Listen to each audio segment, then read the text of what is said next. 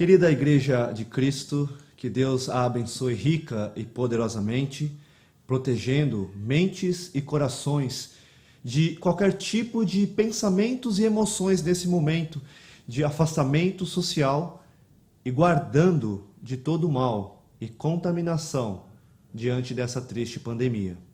Em especial, que Deus abençoe a sua família. Neste tempo, venhamos a cultivar momentos duradouros, marcantes e felizes para a glória do Senhor. Juntos vamos meditar na palavra bendita do Senhor, registrada no Salmo 119, versículo 97, que diz: "Quanto amo a tua lei, é a minha meditação todo dia." Certa história conta que um irmão da igreja chamou o pastor até a sua casa, a fim de orar. Chegando lá, o pastor logo recebeu a informação de que este irmão estava profundamente angustiado, porque havia perdido seus óculos. E isso há 3 meses atrás. O pastor então diz a esse irmão para se acalmar, pois tudo seria resolvido. E antes de orar, pede a ele que busque a sua Bíblia para juntos meditarem por alguns instantes. Para a surpresa desse irmão, quando o pastor abriu a Bíblia, logo encontrou os óculos perdidos. Bom, essa breve história parece um tanto hilária, mas revela algo muito trágico. Ele, além de não ter lido a Bíblia nos últimos 3 meses, declarava com essa atitude que não amava a palavra de Deus.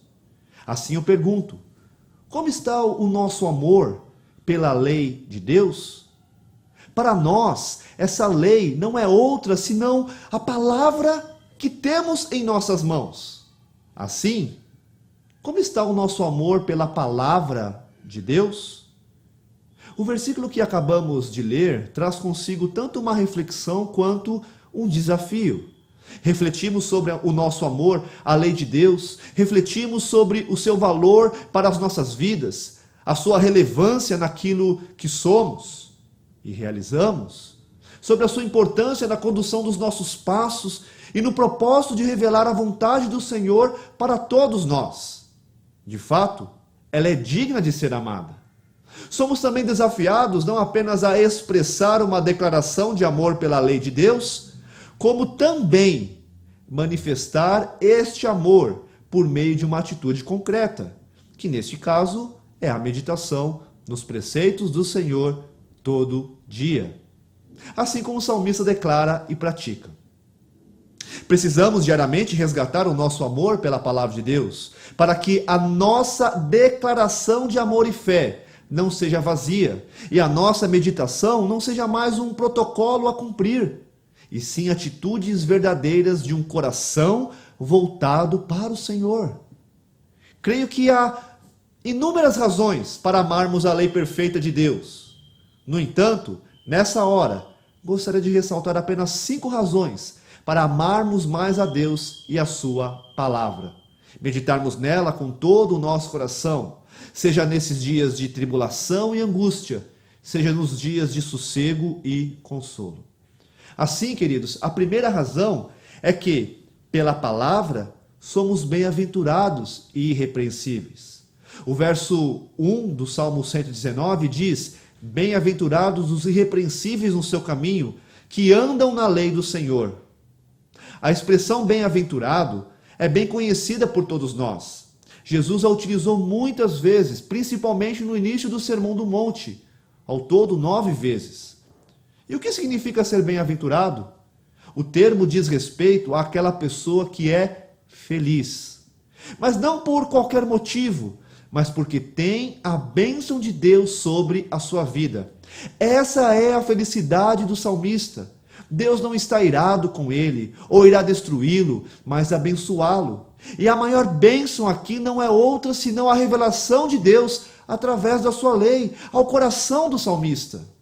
Deus quer o seu bem e assim estende a sua mão para conduzi-lo, guiando debaixo da sua graça, bondade e misericórdia, segundo a sua palavra.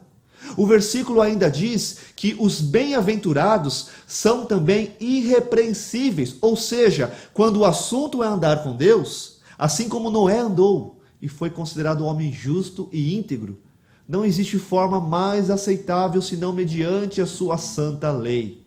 A forma como devemos amá-lo, honrá-lo, adorá-lo, é instituído por ele mesmo e tão limitado pela sua vontade revelada, e não segundo a imaginação ou invenção humanas.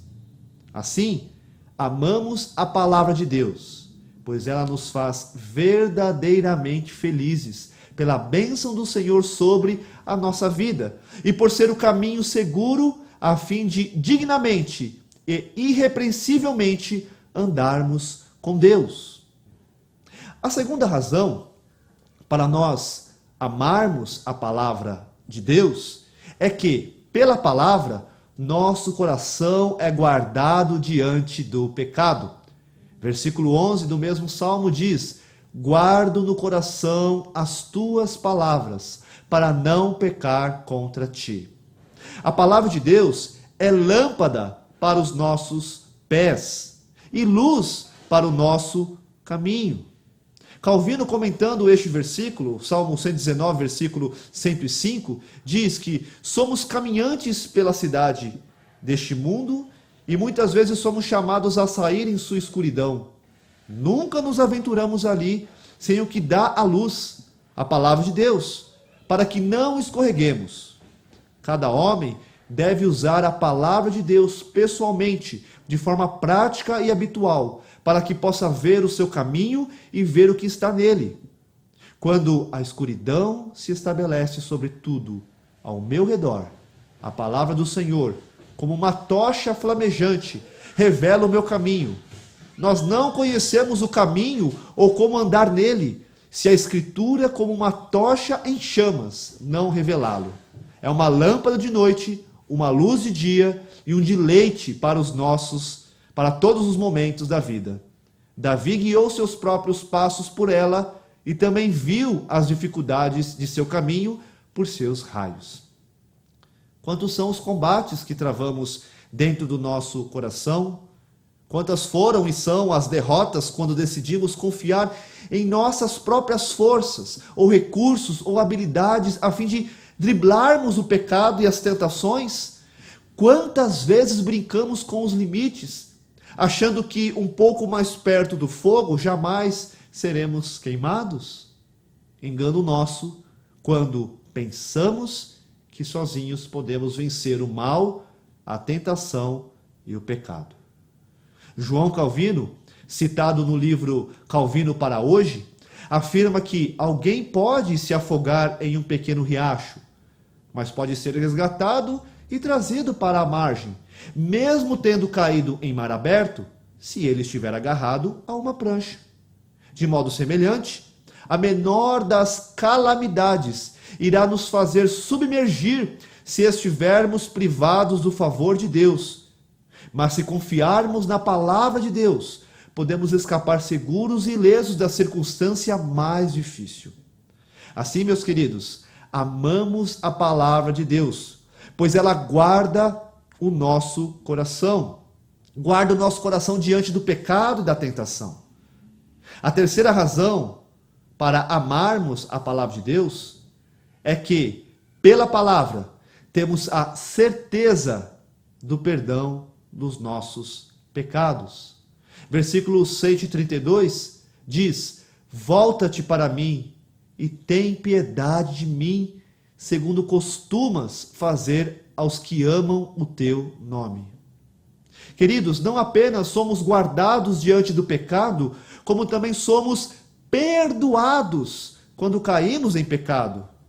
A palavra revela que existe apenas um Deus, único e verdadeiro, e esse Deus é um Deus misericordioso e compassivo, longânimo e elevado em benignidade, que não nos repreende segundo os nossos pecados, não nos repreende perpetuamente, não conserva para sempre a sua ira, que não nos trata segundo as nossas iniquidades, nem nos retribui consoante as nossas faltas. Pois quanto o céu se alteia acima da terra, assim é grande a sua misericórdia. Quanto dista o Oriente do Ocidente, assim ele afasta de nós as nossas transgressões.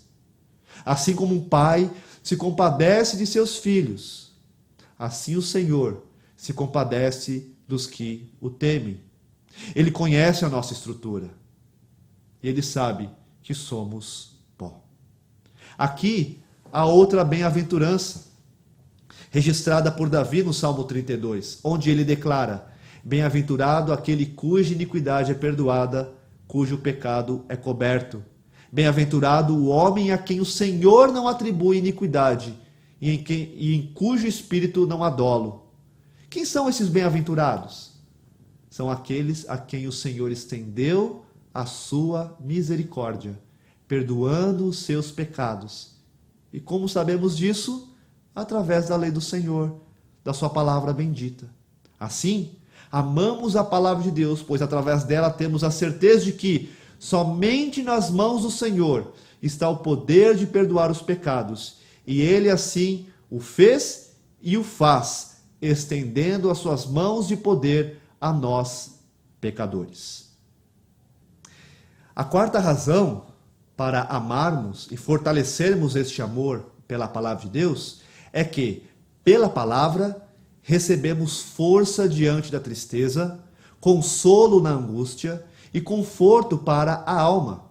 Há muitos versos do Salmo 119 que falam a respeito disso.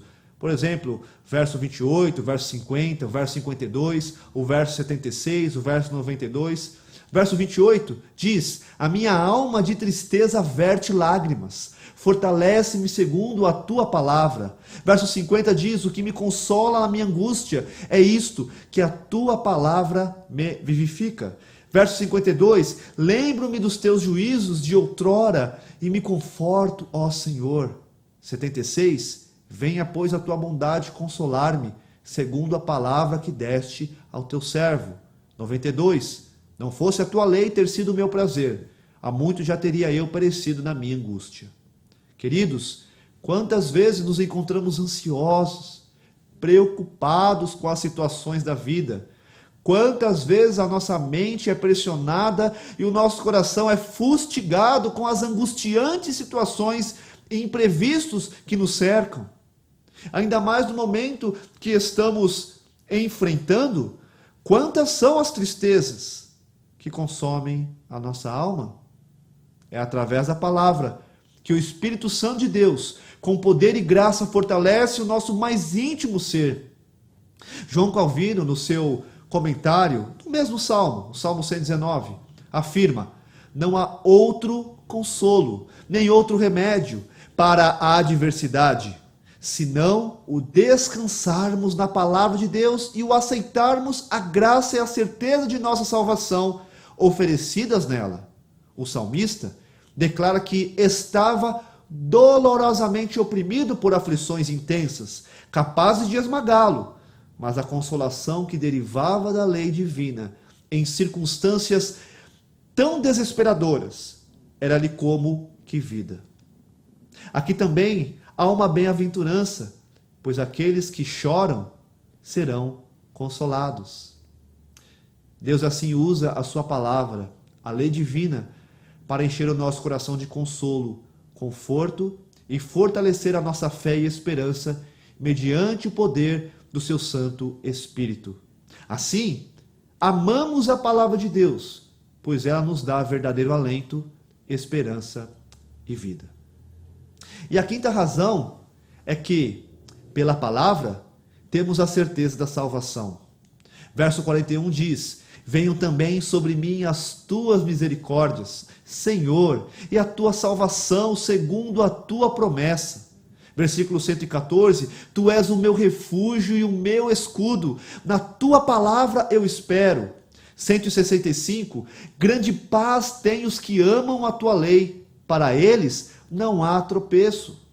166, espero, Senhor, na tua salvação e cumpro os teus mandamentos.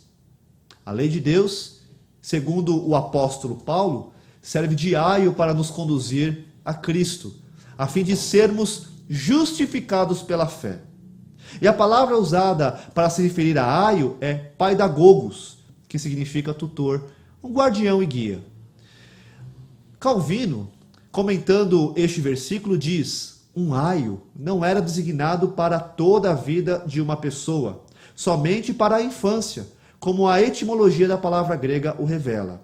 Ao treinar uma criança, o objetivo era prepará-la por meio de instruções peculiares da infância para as coisas mais excelentes. Da mesma forma, a lei era o aio para nos guiar, nos conduzir a Cristo. Ao nos aproximarmos da palavra, temos esse maravilhoso tutor que nos ensina sobre o caminho da obediência, dos benefícios de ter o Senhor ao nosso lado, de contemplar as maravilhas do nosso Deus e gozar das suas ricas bênçãos. Mas principalmente, descobrimos pelo poder do Espírito Santo que nada disso pode satisfazer a real necessidade do nosso coração. Por mais que sejamos prósperos, tenhamos bens, fama, reconhecimento das pessoas, por mais que o nosso coração esteja satisfeito, regalado e em nada sente falta, e sejamos profundamente abençoados em tudo, ainda assim teremos em nós algo que somente Deus pode nos dar em Cristo Jesus: a salvação. Calvino ainda afirma que a lei, ao revelar a justiça de Deus, convenceu homens de sua própria injustiça, pois nos mandamentos de Deus, como que através de um espelho, podiam ver quão longe estavam da verdadeira justiça. Assim, eram lembrados que a justiça tem de ser buscada em outro lugar. As promessas da lei serviam ao mesmo propósito e podiam levar ao seguinte raciocínio: se vocês não podem obter a vida por meio das obras, mas somente pelo cumprimento da lei, algum método novo e diferente tem de ser buscado. A debilidade de vocês jamais permitirá que alcancem essa justiça. Por mais que desejem e se esforcem, vocês ficarão muito aquém do alvo. Em resumo, a lei não era mais do que uma imensa variedade de exercícios nos quais os adoradores eram guiados a Cristo. Spurgeon afirma que, assim como todas as ruas, vielas, estradas, de alguma forma levam a Londres, assim também toda a Bíblia, cada história, cada versículo, cada passagem, de Gênesis a Apocalipse, tudo leva a Cristo. Assim, amamos a palavra, pois através dela temos a certeza de que as promessas do Senhor se cumpriram em Cristo Jesus, no qual temos a redenção, a remissão dos nossos pecados. Amamos a palavra, pois através dela temos a certeza de que não precisamos de uma boa vida, precisamos de Cristo. Amamos a palavra, pois através dela temos a firme esperança de que as promessas de redenção foram cumpridas, sim, e o Senhor é fiel e justo para guardar o nosso depósito até aquele dia. Sendo assim, meus amados irmãos, a palavra de Deus, digna de todo o nosso amor, por causa da majestade e pureza do seu conteúdo, pela harmonia de todas as suas partes e pelo propósito do seu conjunto, que é dar glória a Deus. Ela é digna de todo o nosso amor, porque pela luz e pelo poder que possui, pode convencer e converter os pecadores, bem como edificar e confortar os crentes para a salvação. Ela é digna de todo o nosso amor, porque o Espírito Santo foi quem abriu os nossos olhos, mentes e corações, a fim de entendermos e aceitarmos esse livro não como outro, senão como a palavra de Deus. Pois se assim não fora, não poderíamos amá-lo. Assim como a abelha é atraída pelo néctar das flores, assim somos atraídos para a doçura da palavra de Deus. O salmista diz: quão doces são as tuas palavras ao meu paladar, mais que o mel à minha boca. Sendo assim, meus queridos, amemos a palavra do Senhor com todo o nosso coração. Meditemos nela, não de boca ou formalidade, mas com sinceridade. Seja ela o seu alicerce, o seu prazer, a sua necessidade maior e o seu amor. Que as palavras dos nossos lábios e o meditar do nosso coração sejam agradáveis diante do Senhor, a nossa rocha e o nosso Redentor. Que Deus assim abençoe a sua vida. Amém.